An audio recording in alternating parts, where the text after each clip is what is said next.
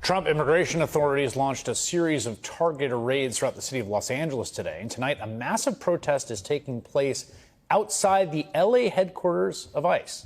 NBC News political and national correspondent Jacob Soboroff is there, and he joins us now. Jacob, I had just gotten a text breaking news notification from the New York Times about this protest, which seems to be quite large. What's going on? Let me show you, Chris. So these are two protests converging at the same time here. I want to show you this one that's coming from the Metropolitan Detention Center, which is the jail that is run by the federal government, the county and the federal government downtown in downtown L.A. It's converging with this protest that's coming over here. Scott Killian, why don't you walk with me? Chris, what happened here today in Los Angeles, I think, is the worst nightmare for so many people who live here. You know, Los Angeles is a largely so-called minority-majority city. There are just as many people of color here as there are white people. And in fact, 10% of the population of Los Angeles County, come with me, which is one of the largest counties, the largest by population in the United States, is undocumented. There could be as many as 1 million undocumented people who live here in Los Angeles. And what you saw today, and what all of these people are protesting, is large-scale immigration enforcement raids. What you're looking at on the left-hand side of your screen is this protest from the sky. The helicopters are directly above me. You saw, I'm sorry for the noise, but you saw tactical officers on things like Bearcat vehicles, flashbang grenades on the city streets of Los Angeles, which largely felt like, as some people described in local media, that the military was on the streets of Los Angeles. Historically, the Los Angeles Police Department does not cooperate with immigration enforcement efforts. The Los Angeles County Sheriff's Department does not cooperate with immigration enforcement efforts. But when you have got ICE in Los Angeles showing up reportedly at Home Depot, where many undocumented people go to get work as day laborers, you know the National Day Laborer Organizing Network well. Many of those people responded in the wake of the fires here in Los Angeles. When you've got ICE showing up outside of places like schools, it quite literally is striking fear into the heart of people all throughout this community. And it is, I think it's fair to say, the worst fear of so many people here who live in Los Angeles and who have heard President Trump threaten that they would do this. But when this day comes on a Friday morning that stretches into a Friday afternoon, people in Los Angeles are mobilizing, and they are very upset.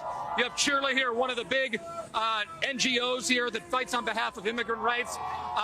Everybody is out today because obviously this is not to be tolerated by these folks here on the streets of Los Angeles, Chris. Yeah, and just to be clear here, my understanding of these raids today, these were just workplace. It wasn't like there was some list of people who they suspected were dangerous or guilty of crimes. These were, we've seen more and more of these basically workplace raids, like show up to a place where people are employed and doing a job and go in, right? That was my understanding of what these raids were today. That's exactly right, Chris. One was in the Fashion District here, just around the corner on Alameda Street, down Alameda Street in downtown Los Angeles. Another one of them was basically, if anybody knows MacArthur Park, at a Home Depot near MacArthur Park. But, the big worry here, obviously, is these collateral arrests. And we have heard statements now from the Los Angeles Unified School District, from the Los Angeles Police Department, from the mayor of Los Angeles, from many of the 15 members of the Los Angeles City Council, basically condemning these raids because of what they do to the ordinary person in Los Angeles, which is instill a massive amount of fear. I was talking to a young woman just a few minutes ago who I lost her in the crowd, but her name was Erica Perez. She said her mother was just deported earlier in the week after she, Erica Perez, has been a firefighter for CAL FIRE, responding to some of the wildfires, not here in L.A., but in other places across L.A. The bottom line is undocumented people are in every facet of life here in Los Angeles. They are our neighbors, they are our coworkers, they are in our schools. These are some of the more than 1,400 protests that took place this weekend, protesting the actions of the Trump administration. I mean, this is me showing you 20 of them all at once. I could show you 20 at once for this entire hour, and we still wouldn't get through all of them. If you follow me on Blue Sky, I posted footage from hundreds of different protests that all took place this weekend on Saturday. But just looking at this 20, let me tell you what you're looking at here. Starting at the top, going left to right, and then top to bottom. Upper left-hand corner, that's Atlanta, Georgia. Police estimated at least 20,000 people turned out in Atlanta, Georgia. Los Angeles, where the LA Times said the number was easily in the tens of thousands. The crowd may have reached 100,000 in Los Angeles alone. Another huge one in Seattle. Minimum estimates there, maybe 14,000 people. But just keep going.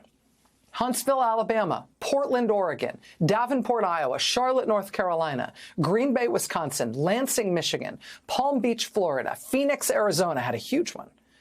Providence, Rhode Island, Salt Lake City, Utah was huge. Austin, Texas, Buffalo, New York, Columbia, South Carolina, Indianapolis, Indiana was massive. Sacramento, California, another huge one. Detroit, Michigan, Harrisburg, Pennsylvania. I mean, that's 20 of, again, more than 1,400. Here's 20 more. Again, left to right, top to bottom. Upper left-hand corner, that's Baltimore, Maryland. Then go left to right across the top, and then we'll go down. Baltimore, Maryland is the upper left, then Pittsburgh, PA, Tampa Bay, Florida, Helena, Montana, Rapid City, South Dakota. Washington, D.C., the crowd was estimated at 100,000 people plus. Chicago, Illinois is next to D.C. there. The crowd estimate there was even larger than it was in Washington. Denver, Colorado, Tulsa, Oklahoma, New York City, where it was said to be easily 100,000 people, Honolulu, Hawaii, Boston, Massachusetts. Local press reports also cited nearly 100,000 people on Boston Common. And I'll tell you, the letters to the editor page today at the Boston Globe is full of people outraged that the Globe didn't give the event better coverage, given how huge it was in Boston. Then we've got Dallas, Texas, Grand Rapids, Michigan, Hartford, Connecticut, St. Paul, Minnesota. That was a massive turnout at St. Paul, Minnesota, at the state capitol. And then the last two there, Savannah, Georgia, and Cincinnati, Ohio. It was cold and rainy enough in Joplin, Missouri, that people put their signs in plastic bags. And if they didn't bring their mittens, they put their socks on their hands to try to keep warm while they held their signs. It rained like the dickens as well in northeast Louisiana, but that wasn't enough to keep people at home. They just held their umbrellas and their signs. In Terre Haute, Indiana, people just made space for all the umbrellas and smiled through it. They hung tough through the rain. In deep red Naples, Florida, organizers there say they had 7,000 people turn out in Naples, Florida. And yeah, that's good weather, so I know, but that's also a county that went for Trump by 33 points in November. And they had 7,000 people turn out on Saturday. Detroit, Michigan, when people came out, they waved across the river to Windsor, Ontario, where protesting Canadians waved right back. People protested in Dillingham, Alaska, on Bristol Bay. People protested at the end of the Iditarod sled dog race in Nome, Alaska. People woke up there Saturday morning to a balmy 0 degrees Fahrenheit, but still, people got out in Nome, Alaska to go say their piece. Look at the people turning out in Chagrin Falls, Ohio. Look at the people turning out in El Paso, Texas. In Pittsfield, Massachusetts, 2,000 people turned out in the drenching rain.